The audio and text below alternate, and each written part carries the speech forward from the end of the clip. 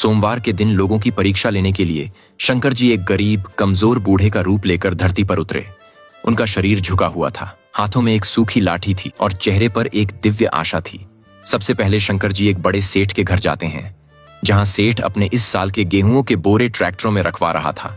शंकर जी विनम्रता से बोले, बेटा मुझे बहुत भूख लगी है, मेरे घर में कुछ बनाने के लिए नहीं है, क्या मुझे थोड़ा सा अनाज मिल सकता है?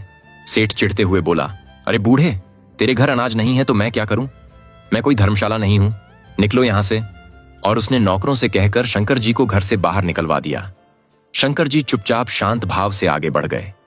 फिर शंकर जी एक बहुत बड़ी अनाज की दुकान में जाते हैं, जहां लोगों की बहुत भीड़ लगी रहती है और दुकान में बहुत सारा गेहूं और अनाज होता है।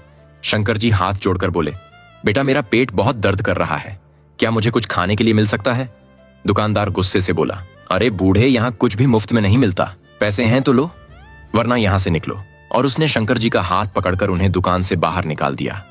शंकर जी मुस्कुराते हुए आगे बढ़ जाते हैं।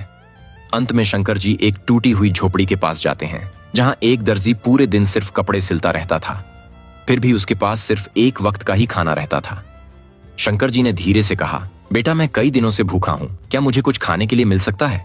दर्जी ने बिना सोचे अपना एक वक्त का खाना शंकर जी को दे दिया और बोला, बाबा आप आराम से खाइए और कुछ देर मेरी झोपड़ी में आराम भी कर लीजिए। इतना सुनते ही शंकर जी अपने दिव्य रूप में प्रकट हो जाते हैं। शंकर जी दर्जी की झोपड़ी को एक सुंदर पक्के मकान में बदल देते हैं और उसका घर बहुत सारे अनाज से भर देते हैं। लेकिन अब तो फिर भी किसी ने शंकर जी के लिए लाइक और सब्सक्राइब नहीं किया।